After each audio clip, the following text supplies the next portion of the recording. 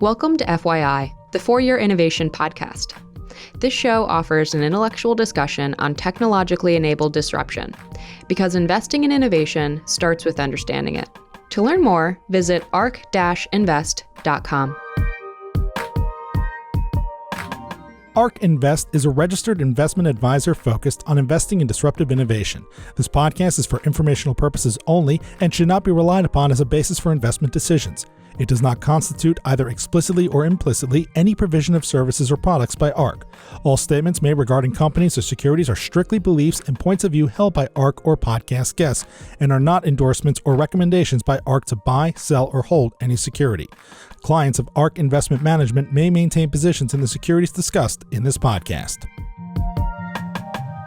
Hello and welcome to FYI, ARC's 4-Year Innovation Podcast. Today, we're super excited to have James Wang back on the podcast. James covered AI at ARC. He's an ARC alumni. He spent the past couple years working in crypto, and now he's gone back to his roots into the AI space. I can't think of a more exciting time to do that. So James, great to have you back. Thank you, Frank. It is so cool to be on ARC's FY podcast. It is like gone full circle. Yeah, this should be a fun one.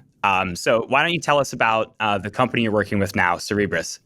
Yes, it's funny. I discovered Cerebras while working at ARC. I think it was maybe 2017 NeurIPS. It was called NIPS at the time. It was in Long Beach. And I remember a reporter from the information asked me about Cerebras and if you know what they're doing. And I'm like, I haven't heard of them, but I'm not sure what they're doing. But that's when I first kind of got this company on the radar. And of course, very soon they launched their Wafer-scale AI chip. And it was the most, it is no exaggeration to say it is the largest leap in semiconductor manufacturing in history, because we went from a chip that's the size of a postage stamp to a chip the size of an iPad. Like, that has never happened before. And it didn't come from an industry giant, as you might have expected, like Intel, NVIDIA, or whatever. It came from a company that was stealth and backed by Benchmark.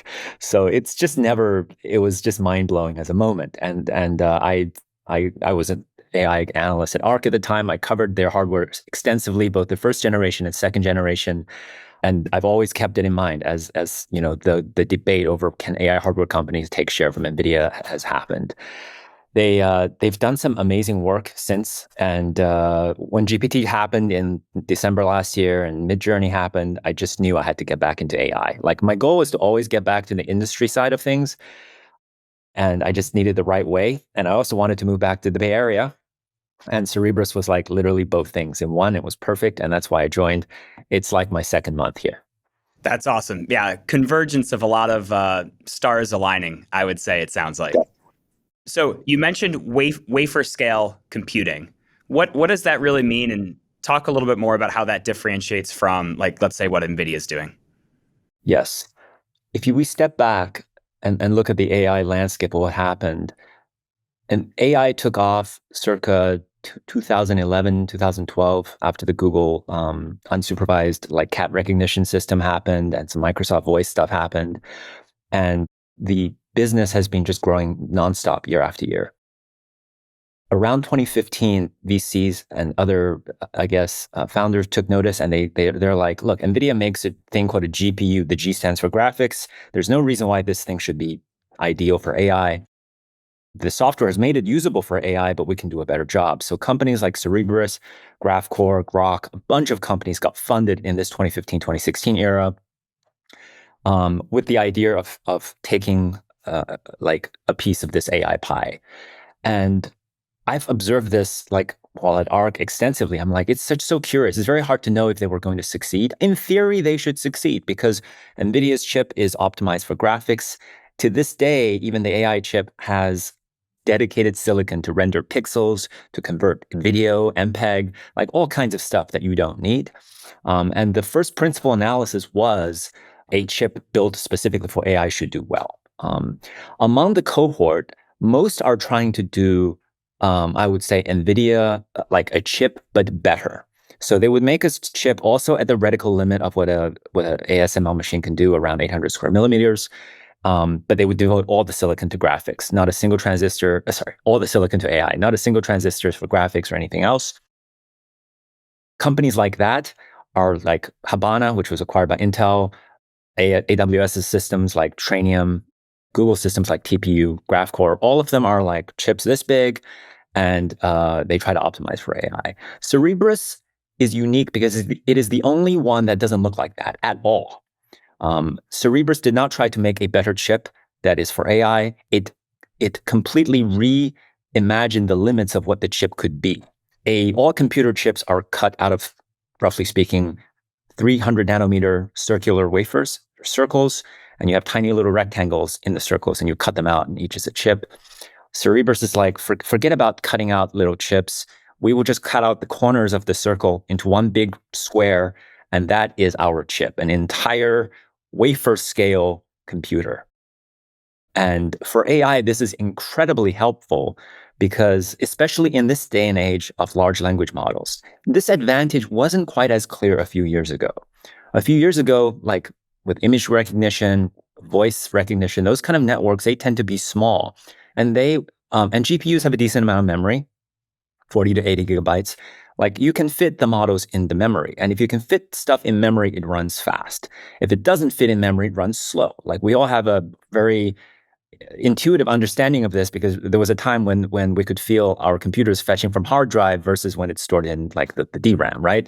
The second it fetches from hard drive, it's just so much slower. In the past, when AI models were reasonably sized, 50 million, 100 million parameters, they fit in a GPU and it ran pretty well.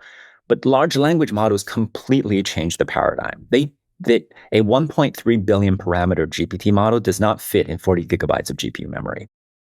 And there's a lot of redundant like tensors and states you have to store, and very soon you blow the budget and it doesn't fit, and now it's very hard. So Cerebras' approach of making the chip gigantic means that it is ideally suited to large language models, and it can train these very fast. So the architecture was kind of like, in theory, better for the first generation of AI, but had to be proven. But when LLMs came out, the advantage became just undeniable. And we're squarely at that moment today. Do you think they were too early, or it actually takes a lot of iteration and time to get to the point where you can run kind of LLMs on the current generation of Cerebras? Because I assume, there's a learning process of going to this new architecture paradigm that's obviously not easy to do. Yes, they are early in a sense, but if you didn't start then, I don't think you would be ready today. Like Cerebras was founded in 2016. We're on the second generation of the hardware. You needed to learn from the first generation. You needed time to build out the whole software stack. Like this stuff just doesn't happen overnight, right? Like Google's on the fourth version of their TPU. So you need, like in hardware, like I think you kind of like need to be ready to build 3 generations of hardware or don't even bother at all. It's kind of like the Falcon rocket, like the first Falcon 1, the first 3 blew up and they had one last shot before they were going to run out of money. So you do need a few generations to iterate. And I think finally we're at the point where we have a level of hardware, software, like all the way down to model maturity that we have something very compelling to show to the world, which is exactly what we did last month when we released the Cerebras GPT family of large language models. This was kind of our coming out party from a software perspective. We've had many coming out parties from a hardware perspective. Like we've held up the chip, we've won awards. We're in the San Jose Museum of semiconductor history. It's incredible. But from it is so different to have a chip you can hold versus have models that are large and have trained and have converged. Like each of those steps are like, I appreciated them theoretically when I was covering this space as an analyst, but on the inside, it's so visceral that you can't help but really, really feel it. And you can just tell the difference, because if you go on, Hugging Face, which is like the GitHub for AI models, look around and see what large language models companies have posted. Companies like, the likes of Habana, which was acquired for over $1 billion. They have models that are 300 million parameters on there. We have a 13 billion parameter model. It is discontinuous, the level of work needed to go from small and to go from large. Yeah, it's an interesting trend where a lot of the hardware companies are now pushing kind of higher up into the software stack, both to kind of prove the use case, but also to kind of force you to get the drivers and the full stack kind of fully integrated to be able to train these models. So you mentioned this. You've released Cerebras GPT, which is a series of, I think, 7 models, all from small millions of parameters up to 13 billion. What was the reason for that? And kind of talk more about the nature of the release that you did. Yeah, I think it's worth to go over maybe just the history leading up to this point for like LLM development, right? Um, we first got the inkling that large language models were a useful category with GPT-1, where if you just train transformers on unsupervised text, just text completion, it kind of starts to pick up like the structure of language and starts to be a language understanding system, which was not even the explicit intent of the system. This is like a very serendipitous outcome.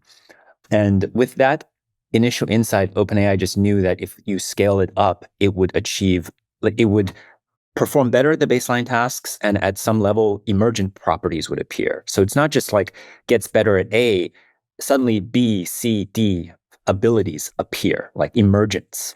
Very, very exciting stuff. And it's exciting because normally in AI or any software development, to build a new feature, you have to explicitly go do that thing. It doesn't just like magically appear. If you do more of A, B doesn't magically appear. So every new feature required extra work.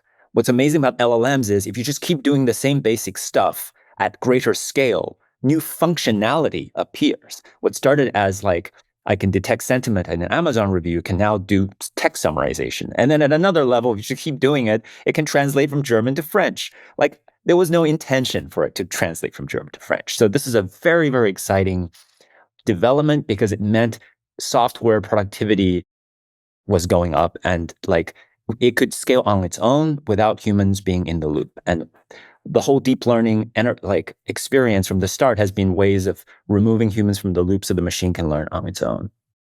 And now it's doing it at a meta level. So after GPT-2, obviously OpenAI is like, this technique works. We'll just keep doing it. And the reception like from the AI community was you can't.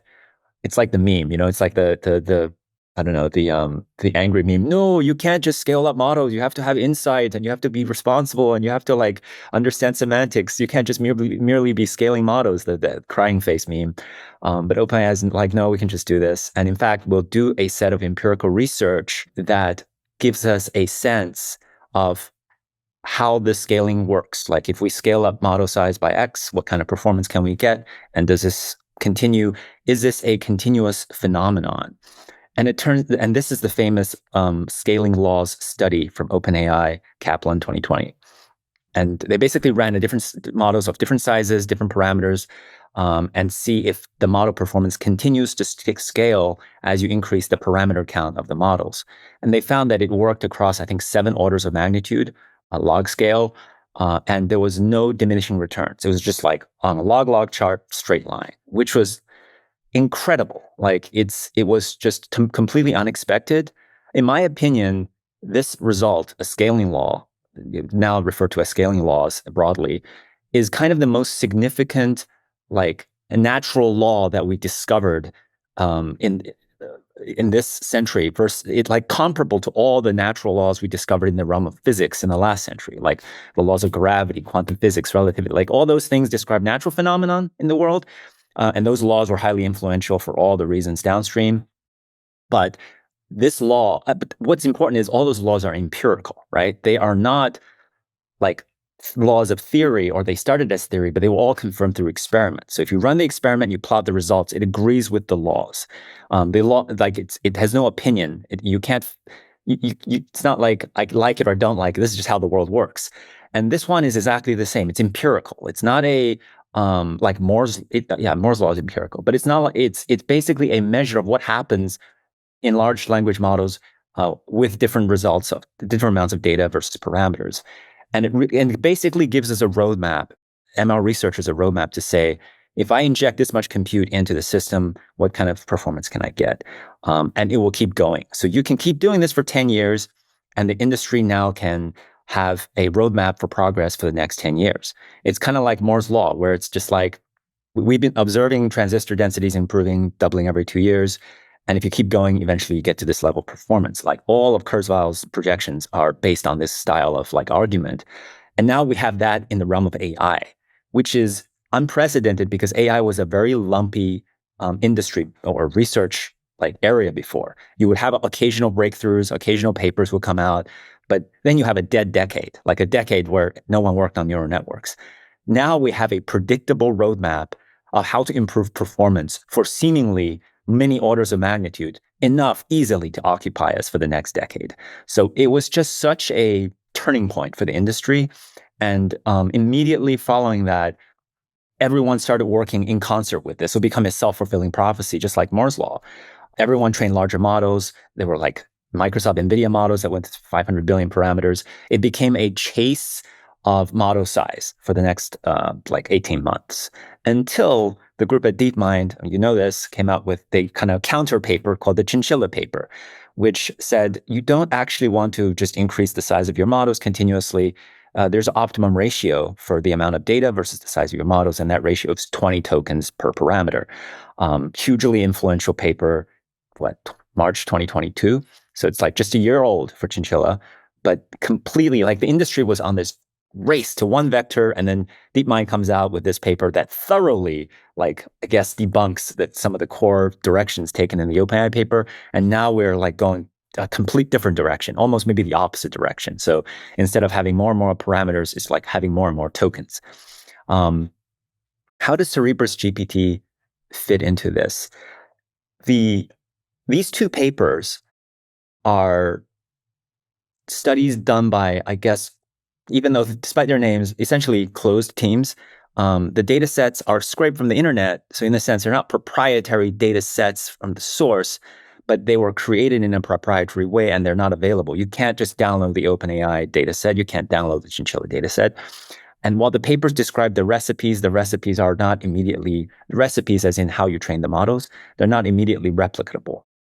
Our goal with Cerebras GPT was to take this state-of-the-art research and actually reproduce it, and then to give the open source version of the techniques, of the data sets, and even the hardware, so that anyone can do this work.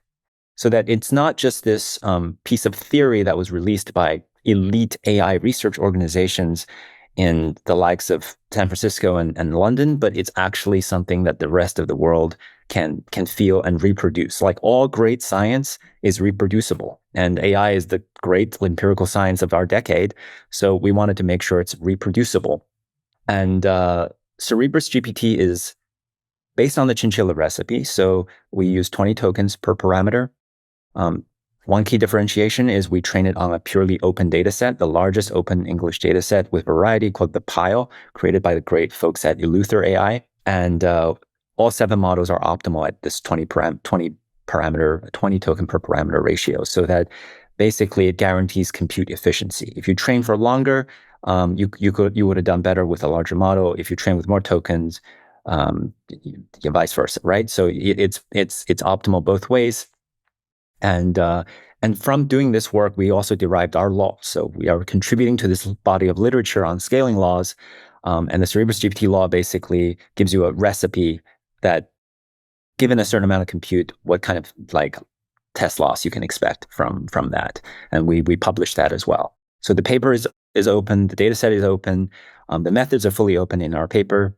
We use some novel optimizations that help the results converge faster. And the models are Hugging Face, so anyone can use them for inference or fine tuning. So it's I think the most comprehensive set of models you can use in a purely open source environment. And that is a demonstration of compute efficiency training first established by DeepMind. And I think, you mentioned this, but one of the things that's great about your release is that it's counter trend, where OpenAI started very open and is getting more and more closed. So we know a lot less about GPT-4 than we knew about GPT 3.5 and GPT-3. And I think that's happening as these companies get closer and closer to commercialization. Everything becomes a much more valuable trade secret that they don't want out in the public. And we don't know the data that it's trained on. So I think that's great. The other thing that you included in the paper is how you measure performance against the training compute. Because we've spent a lot of time at ARC looking over the different papers that are out there, the different measures of performance, and you end up with a very academic kind of loss function in these scaling papers, where here's how the loss goes down, being kind of the measure for performance as you increase compute. And what Cerebras did was plot not just the loss against compute, but performance on more common sense benchmarks that are actually related to or closer to real world performance, whether it's like the Winogrand benchmark, which is human fluency. And that's, very helpful to demonstrate, these aren't just theoretical, but it actually passes, more human tests as you increase compute as well. Yeah, Frank, I really appreciate you noticing this point. So exactly, most papers measure the scaling law on the pre-trained loss, but the pre-training is not a human task. Like the downstream tasks, like reading comprehension, translation, those are the things that we actually use models for. And in a way, this is the first paper that shows comprehensively that scaling laws apply not just to pre-training loss, but apply to the accuracy of downstream tasks comprehensively, smoothly, with predictability. So this is I think our contribution here is really affirming that the transferability of scaling laws to task level tasks. And what's awesome about that is you'll eventually see on those benchmarks where human level capability is. And, many people talk about, when is it going to be, as good as a human at X or at Y? And AI doesn't necessarily have to stop at human level capability. Like that's what we saw with kind of the previous generation of predictive AI of, is this a cat or a dog? You didn't just get to the accuracy as a human, you got to much more accurate than a human, and you can do it, 100,000 times in a minute. And so that's where I think it would be really exciting to see, now with a scaling law that you can plot against an actual, human grade benchmark, you can see how much compute you need, how much money do I need to spend, and amount of access to hardware do I need to actually be much superior to a human across a variety of tasks, which is pretty exciting.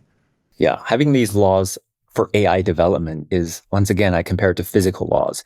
If NASA didn't have the laws, the Kepler laws of mechanics of planetary bodies, you couldn't launch a rocket to the moon. You need to know ahead of time what you're going to get, right? If you can't plan the whole thing out ahead of time, nothing is going to work. AI training takes weeks, months, sometimes even longer. It costs millions of dollars, tons of CO2.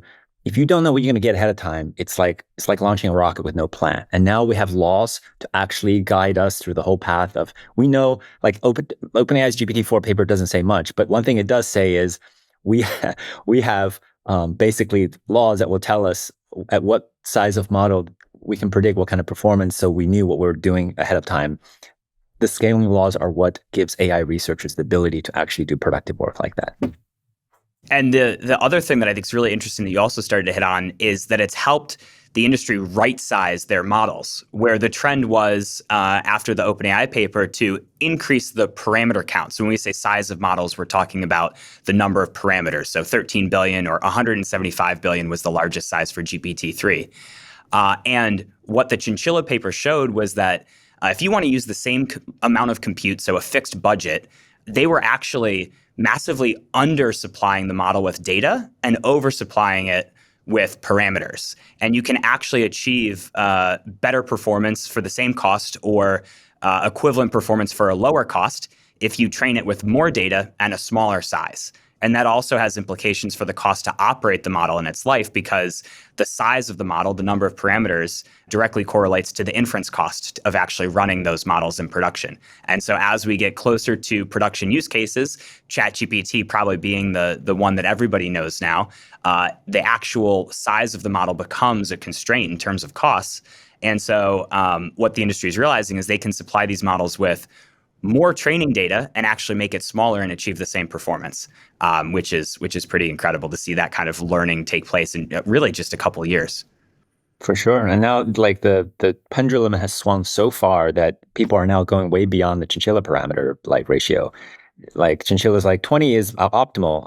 And then Facebook and others are we can go beyond that, and it becomes even more optimal from an inference perspective. So Llama right now is all the rage, right? Llama and all its derivatives. And I think those are very exciting developments, especially for deployment on local systems.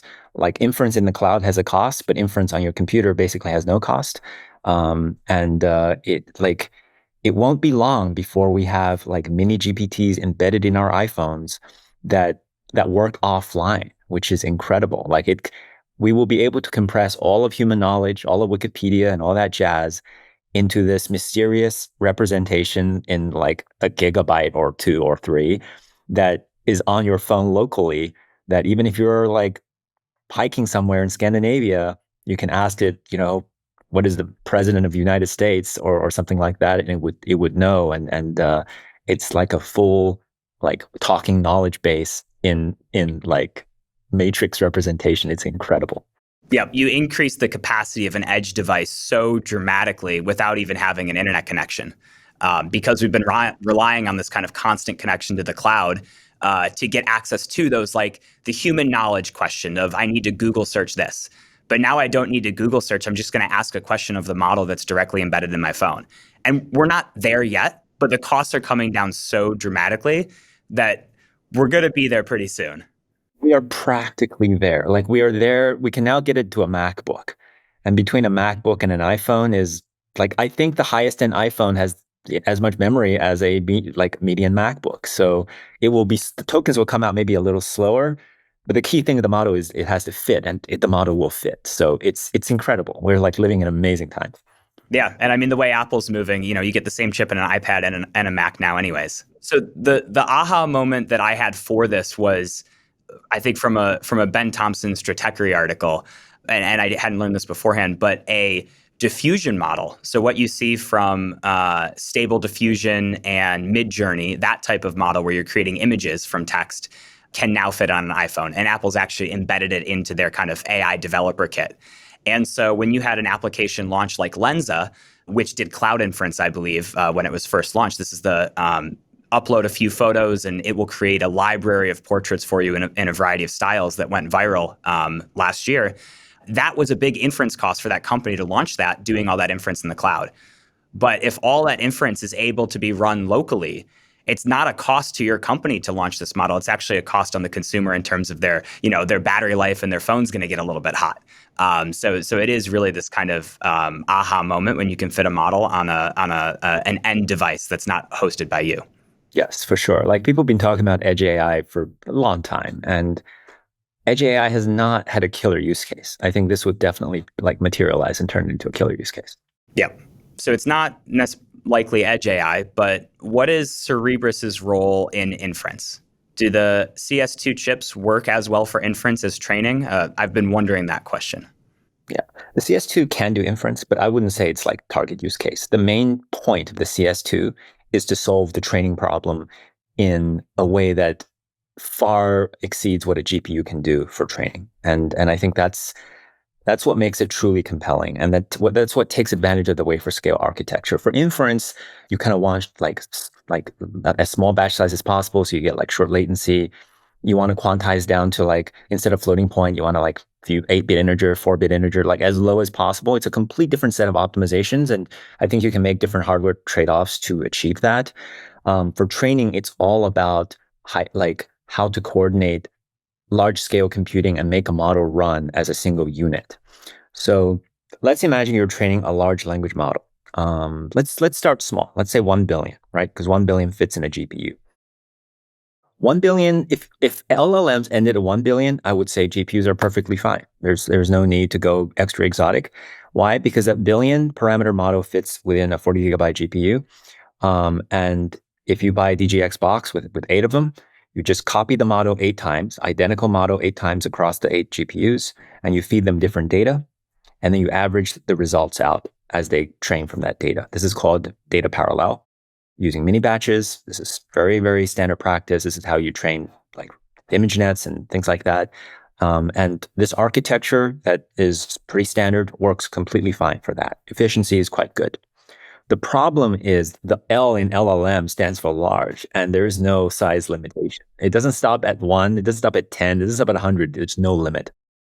The second you go over 1.3 billion, by default, it doesn't fit on GPU. So imagine you're a ML practitioner. You're a person trained in machine learning. You're not a person trained in like memory partitions and high performance computing and server node load balancing. None of that. You use PyTorch and NumPy. When you go from 1.3 billion model, you press train, it works. You go to 3 billion, you press train, bang, it just stops working. It doesn't fit out of memory. Like this is the fundamental problem that ML practitioners experienced. The second they go slightly larger, it falls outside of GPU memory. And now you have to do manual work to make it work again. It is not to say it doesn't work. Obviously, it does. Microsoft, in conjunction with NVIDIA, has trained 500 billion parameter models on GPUs. But notice, it's Microsoft plus NVIDIA. It is not average Joe in the basement, right?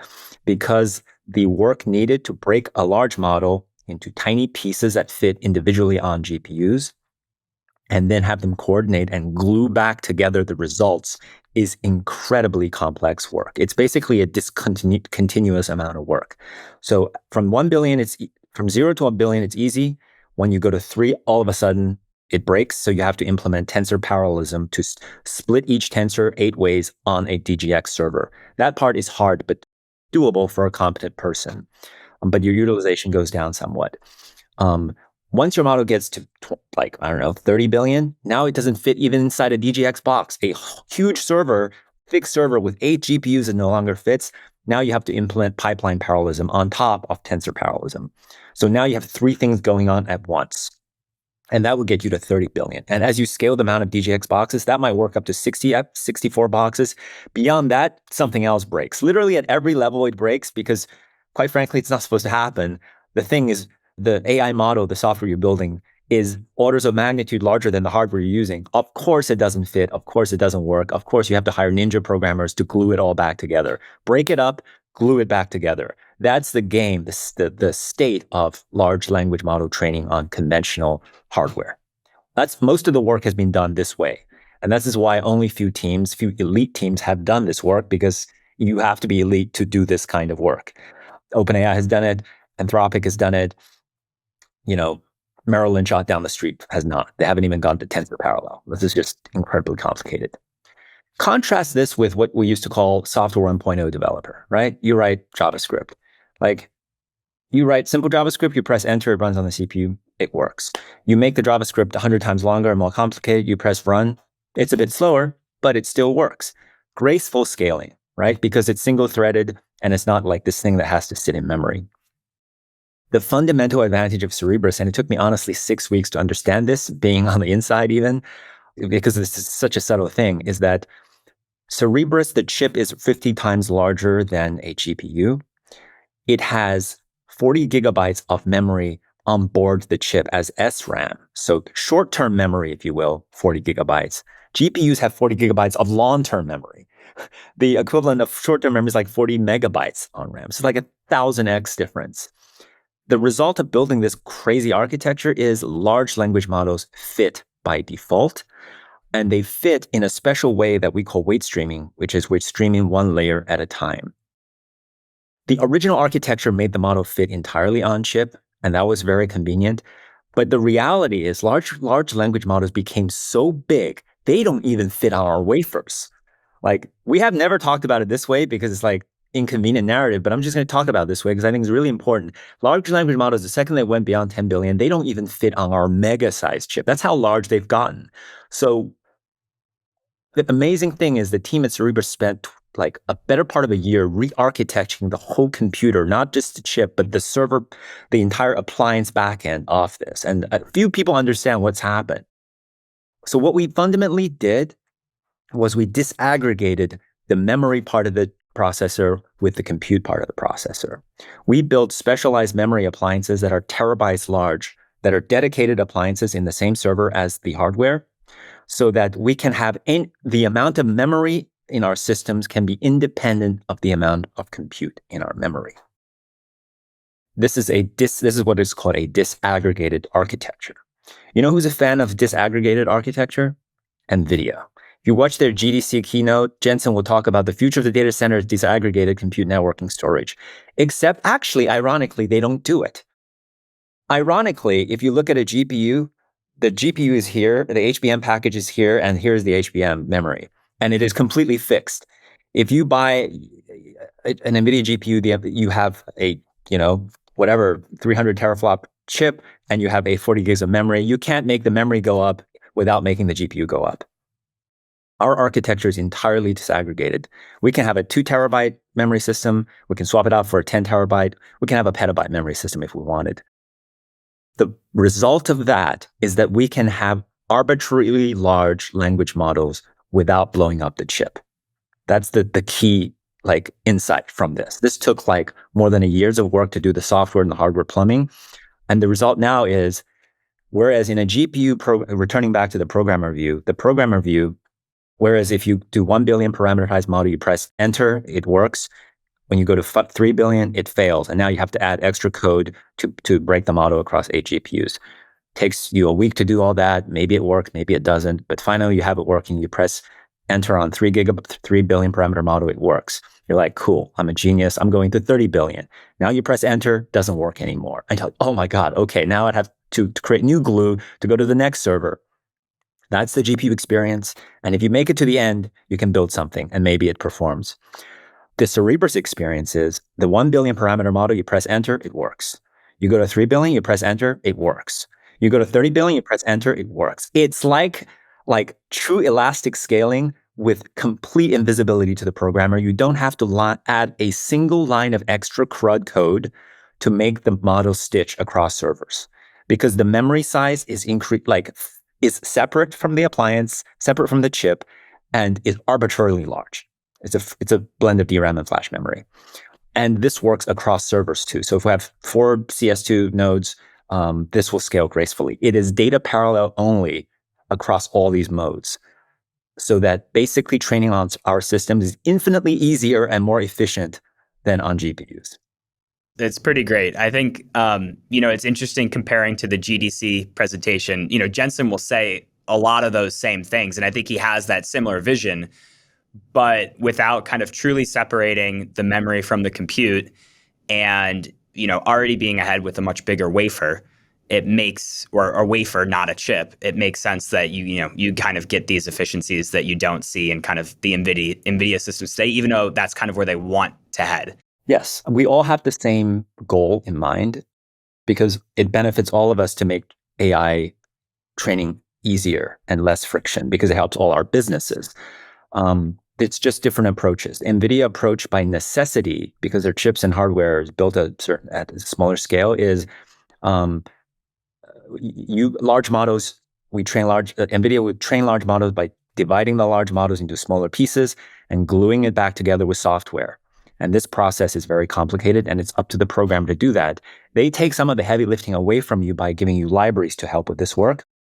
And they built a technique called Megatron LLM, which has been very influential in distributed GPU training. Microsoft built a system called DeepSpeed. And if you glue together Megatron, DeepSpeed, Zero, and all these techniques, and you're really elite, you can get it to work eventually. But it is just so much CRUD work. It's like work that no one wants to do. This is why the OpenAI paper has team for data, team for algorithms, and a special team just for training and infrastructure. These people literally don't work on the core thing. They work on the making of the thing even possible, the plumbing, the divide and glue together component. That's 30 people for GPT-4. When we trained Cerebras GPT, we had one person just managing that, because there was no divide and glue. The hardware, our glue is literally the hardware itself. It's the architecture makes it flow naturally, so you don't have to break your models. Yeah, and the other thing is, when you have more units that you're all having to, a model's too big to fit on a chip, so you need more units that are all kind of talking and settling up with each other. That introduces a network overhead, and that increases complexity and lowers performance. And that's why, NVIDIA bought Mellanox, and that's why they're so focused on integrating the network component into the accelerator or GPU architecture. But you can kind of shortcut a lot of that complexity and the need for that if you have those bigger training tiles. And now that I say the word training tile, it reminds me of the other thing I wanted to ask you about, which is another team that I'm going to say is somewhere in between the Cerebras end of the spectrum and the NVIDIA end of the spectrum, which is Tesla and Dojo, where they have a D1, which is their kind of smallest, let's say, chip, and they have many of those connected very closely together into a training tile, which is, I'm going to say, pizza box sized, that maybe would look to the average person similar to what Cerebras is doing. So how do those compare? Exactly. I think the Dojo approach is kind of a halfway between the Cerebras approach and the TPU approach, right? The pros and cons. One pro is that they can focus on the level of designing individual chips because they just have to yield the chip. They don't have to worry about hardware redundancy as much. So like in a wafer, maybe they get 80% yield. In such a case, they can get 80% of the chips and throw away 20%. We have to get 100% yield. If we get the same defect, the whole wafer goes down, right? If we don't do anything. That's why we have to build in defect redundancy into the hardware. And today, like that is so built in the second generation, I think we yield like 100% of the wafer. But it's kind of easier for them because they can just use the traditional technique of plucking working chips off the thing, only working ones, and then reassembling all the working ones together inside of this package. So that's kind of an interesting attribute. But the fundamental like electromechanical properties is every time you go off chip, you consume 10x the power, 10x the latency, you lose 10x the bandwidth. At the package level, it's a little bit better, but it's like to chip is not like core to core even in the Tesla architecture. If your software is not super constrained by that kind of I/O communication, this might not be a big deal. And I think the benefit that the reason why I think it is okay for Tesla to do this is they only have one customer, which is themselves. And they only have really one model, like one kind of model they have to train, which is their vision model, their FSD model. So in a way, the bar for Tesla to succeed is a lot lower than the bar for an independent hardware like provider to succeed. Tesla has someone like anyone making chips and selling to another customer, you have to kind of like guess, and you have a very high like latency to understand what the customer actually wants. Whereas for Tesla, they have full state of what the customer wants and what the state of the software is. So like they know exactly what their graph looks like, and they literally can make hardware custom to themselves. And if Tesla is a full-scale company with AI chips deployed at edge devices, training for FSD, for robots, for all kinds of stuff, they're at a scale where all that makes sense. So I think it's fine. I think with a vision focus, that I/O like constraint may not be a big deal. For us, it's also a reflection of the founders. Like the founders are hardcore, like silicon, like VLSI people. They had a vision of solving this. Like they knew they could do this, and this would be a good fit. So they decided to go after this. Whereas Tesla didn't have to do such a thing. Like they're not out to like break new ground in computer architecture. They just want to solve it for their FSD system, which, if it works for them, it works for them. Right. It doesn't have to be a chip for everyone. It's a chip for a very specific thing that Tesla's trying to do. And the way that we look at it, even if it's just performance parity with NVIDIA or maybe a little bit better, in housing it, they can make it 100% specific to that use case and remove that dependency, lower their cost, and be able to move at their own pace if they develop more and more in-house capability. Which won't work for everybody, but for a company like Tesla, it does. Yeah, the pace is so important. I argue this, when I wrote about it at ARC. It's like, it's so different when you can just turn around and say, do you need the chip to do this? And Andre can say blah, or whoever can say blah. And think about it. If your chip is coming from NVIDIA or someone else, it's like you going through a developer relations guy and then him going to the kernel guy. And it's like, it's just so far away. But when it's in-house, you can fix it the same week. Yep. So for everybody else, is Cerebras available in the cloud? Like, can an average AI engineer use Cerebras hardware without buying their own training tiles? Yes. So our cloud offering is just became available now with the release of Cerebras GPT. It is right now so they're just like cloud instances. There are different layers of the abstraction you can offer. You can offer a bare metal instance, like an AWS instance, where you just like get a prompt and it's up to you what you install on top. Or you could get a much higher level in the thing, like you could have a setup platform with a pre-installed operating system, some tooling, like a platform as a service, like a SageMaker thing. Or you could have, this is classic like SaaS stack. You can have Salesforce and Dropbox and stuff like that. Cerebras, the layer we're making our offering, which we call Cerebras AI Model Studio, is a platform offering. So it's not bare metal, but it's not a like GPT API thing either. It's a environment designed so that specifically designed to help people train GPT style models. So we have a set of model options, like all the GPT variants are supported.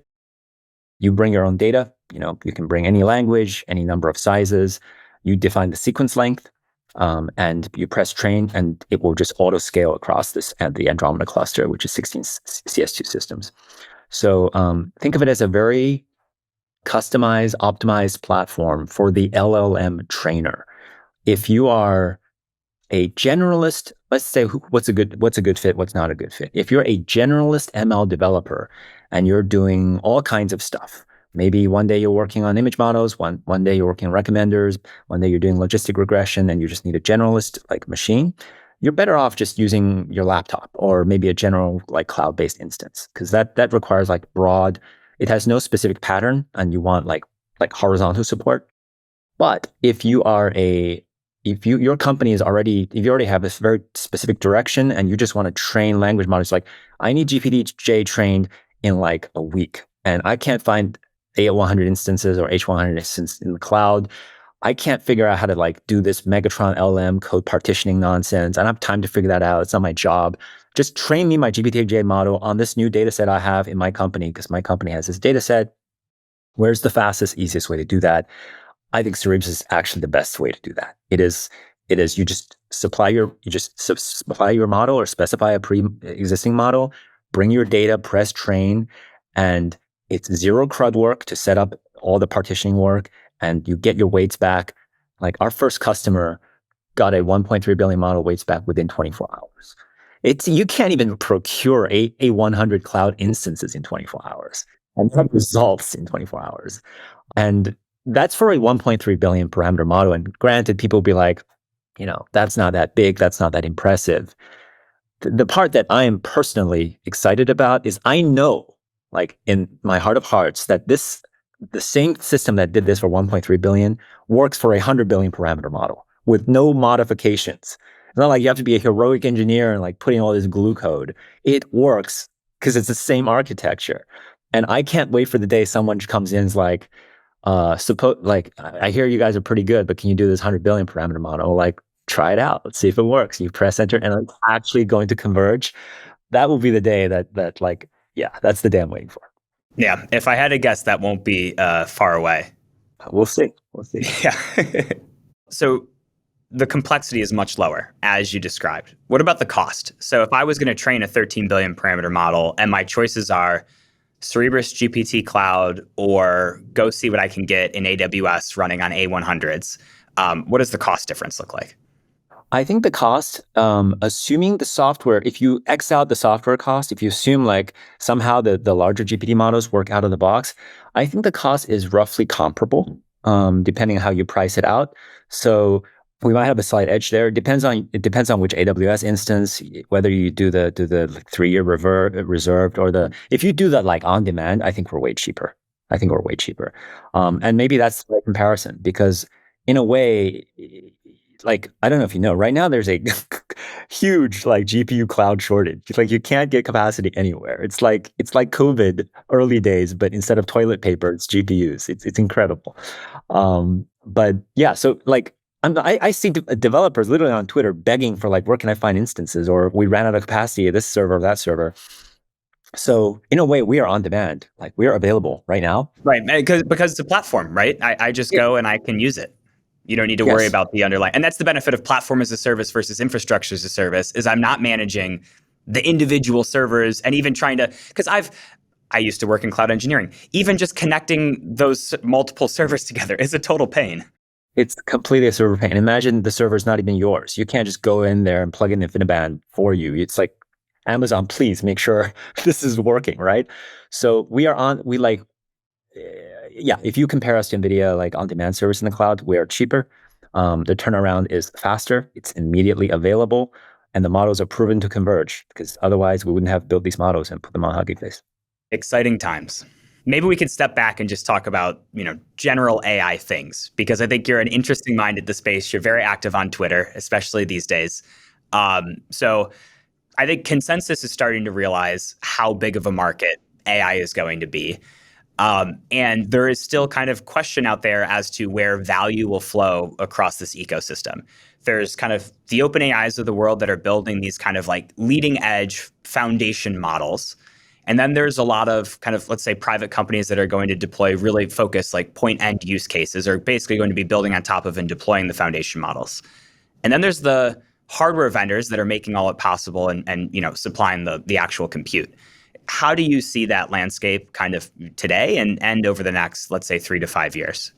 I think number one, the surest bet is the demand for compute is going to be just continuous and practically unlimited. People talk about training models are cost millions of dollars. Let's say cutting edge stuff at OpenAI or NVIDIA, Microsoft costs $100 million. It doesn't make sense to cost $1 billion because we've never built $1 billion projects. That would have to be compared to be like the Manhattan Project or something, or like a particle collider or like these government research projects. And this is not a correct line of thought, because you're comparing research projects with commercial projects. With commercial projects like LLMs, there is no upper limit to how much it can consume in terms of cost. It may sound absurd to say you spent $1 billion or $10 billion training a language model, but if you spend $10 billion to train a language model and it can generate $100 billion of revenue and it's got better than 10% margin, you are fine. You are going to do it all the time, and there's no limit. And all that money will flow to like compute and down to silicon providers like us, down to TSMC, down to ASML. Like that whole supply chain will absorb so much of this. The key question then becomes, can the models themselves like just generate revenue at scale? And like from your use of the products, from my use, like it seems like that there is no limit. It really is just no limit. I've never had a product just, people call it the iPhone moment and all these analogies. And I feel like all these analogies are not enough, because every product up to this point has only performed exactly to the specification of the product as intended. Like when the iPhone came out, it said it could do 10 things, and it did those 10 things, a few well, a few less well. And that's it. It's not like you picked it up on the 11th day of owning an iPhone, and it's like all of a sudden it does this new thing you never thought it could do. That's never happened in tech, because all the things we built in tech, we specify what it should do, and then we engineer it, and then we ship it up to this point.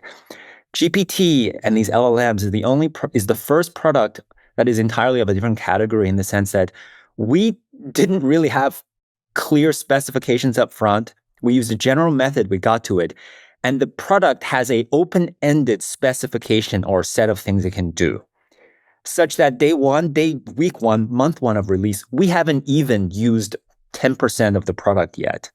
It's the only product you can wake up to the 4th week of using it and discover it had a thing that it can do that wasn't even intended. Like it's entirely open-ended. I don't even know how to convey that excitement. Yeah, it is remarkable. Like what I was going to say when you saying, it seems bigger than the iPhone moment because you can wake up and discover new features. And I was like, well, that's kind of like the App Store moment where, I wake up and there's a new app I can download, like Uber. Who thought when you bought an iPhone that it was going to be your taxi service? But what you just said at the end, which I think is the key difference, is that you had to wait for a developer to build Uber and an ecosystem to form around it. This is a native thing where I just have a new idea that I ask the model and I discover it can do it or it can't do it, because it can't do everything. It for sure can't do everything, but it codes for me now. We're doing our monthly reporting and I'm automating it with code that I wouldn't have had the time to write if I didn't have ChatGPT. Yes, exactly. The point is the feature is latent, buried inside of the thing, and we don't even know what's there yet.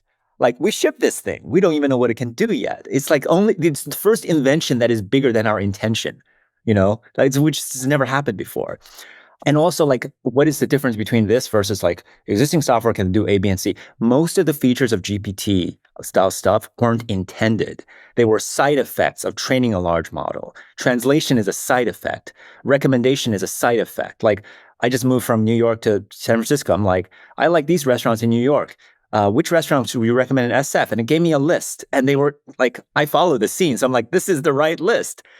Did OpenAI spend 1 minute on like adding recommendation and restaurant features and databases into GPT? No, they didn't spend half a second thinking about this. It comes for free. It's a side effect of general capability. So general being a key word, because I think that is the strength, right? Because the model is so generalized that you can do many different things, and the creator is not thinking about all of those different things.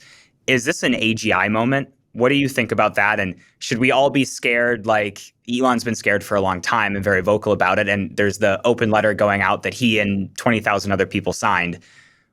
Where do you fall there?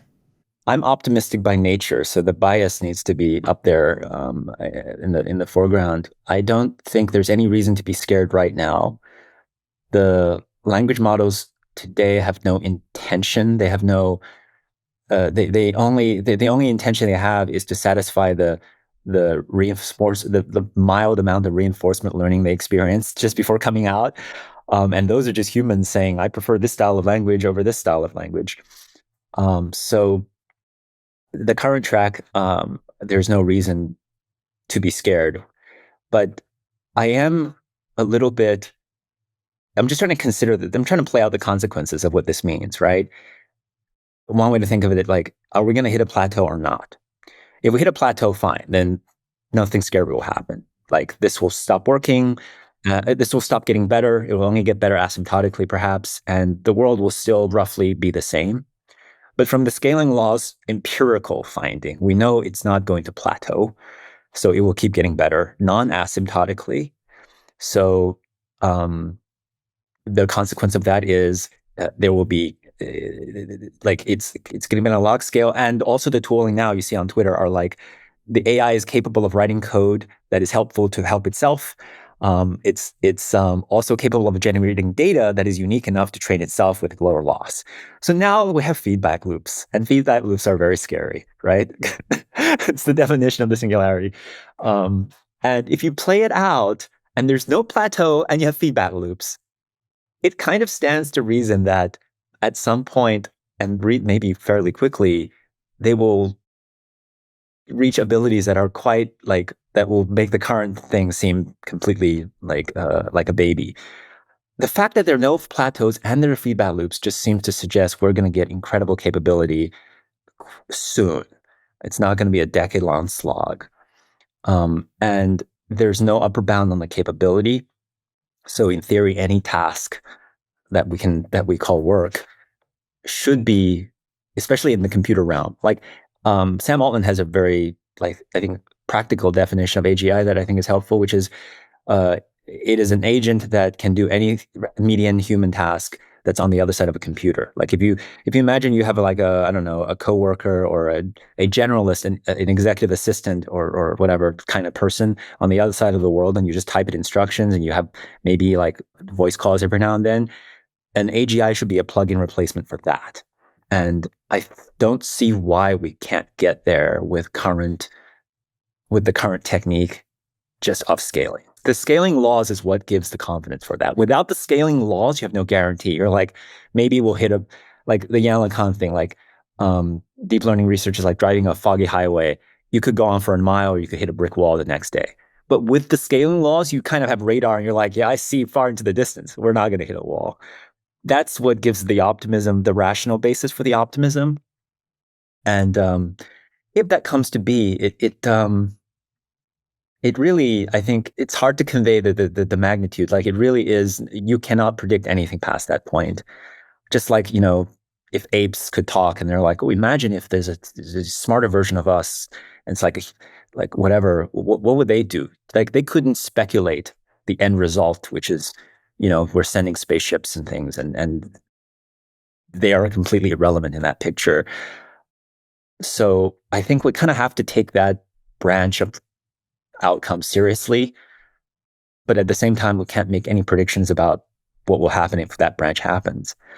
If it doesn't happen, it would violate certain things we know today. So I find we're in a conundrum where it's like the future is likely to be very different, and we can't know anything about it at the same time, which is kind of scary and exciting at the same time. It is. Yeah. It's pretty remarkable. I think, like when I think of it, and Sam's definition, and everybody has a different definition of AGI, which is what makes it tricky. And it's going to be hard to ever settle on one. But I think that bar he set, it seems closer and closer, especially when you take the capabilities of GPT-4, for example, and you give it plugins, which I think are a great idea, where it's Now this is extendable and the model can write code, so maybe it can write its own plugins at some point. I think when you get to like, and I'm an optimist by nature for sure, similar to you. So I'm not really scared. I'm 100,000x more excited than I am scared. When you get to this like runaway AI where it's like we have no control over what the machines are doing, I think for me that cutoff is right now you can just unplug the machines. But when the machines can provision their own physical resources and they make that jump from the model on the other side of the keyboard to the model operating in the physical world, and I'm not just running a simulation, the model's actually moving physical space, that's when you can see, they're standing up their own A100 clusters. You don't even need to make a decision. Yes, exactly. I think that's exactly my direction as well, which is there's no risk so long as AI is very, very firmly in the world of electrons rather than atoms. If our world were such that critical manufacturing infrastructure and like, I don't know, defense, all that stuff is like literally one click away from OpenAI, then yes, it's very risky. But, an ICBM is air gapped. Our tractors are not smart. Like the whole physical world is still very, very, very like mostly air gapped from what's in a developer interface. So given that, I guess the future wasn't like technology hasn't been that fully penetrated, I think there's reasonable. There's no reason to be super scared. I think if AI can make recursive improvement, self-improving improvement in the world of atoms, then we should 100% be scared. Like if there's a fully AI controlled factory, if they have their own energy source, their own materials, and they can just experiment like using digital twins and manufacture, we're not going to compete with that. That's a different reality, but that's not at all the reality we have. So maybe the most practical, I was thinking about this, maybe the most practical security measure we can take, AI safety, if we want to take practical steps, maybe the most practical thing we can do is just to air gap critical infrastructure so that AI can't get to it. Like the Eliezer Yudkowsky, like hypothetical example is like AI would send a packet of instructions to a DNA synthesizer that would then generate like basically killer bacteria. I think we should basically find infrastructure like that, whether it's food, energy, bio, and make sure that it is not like accessible to a chat box. Yeah, and when Tesla's humanoid robot knocks on the door, don't let it in. Oh, definitely not. EMP, home safety for everyone. So maybe a fun question to end on. I think, what's so exciting is that there's new use cases, just like we talked about, that are coming out every day that you didn't expect. I just had a paper literally put on my desk by another ARC analyst, Nick Gruss, this morning, titled Generative Agents, Interactive Simulacra of Human Behavior. And this paper was put out last week, and researchers from Stanford and Google created like a mini game like The Sims and 25 autonomous kind of human-like agents that were all based on an LLM, and just observed them for 2 days and saw what happened. And they gave like one prompt to kind of start this ecosystem off. And every agent had a different role in this little Sim city. Like you run the coffee shop, you're a small business owner, this small pre-filled context of a world they live in.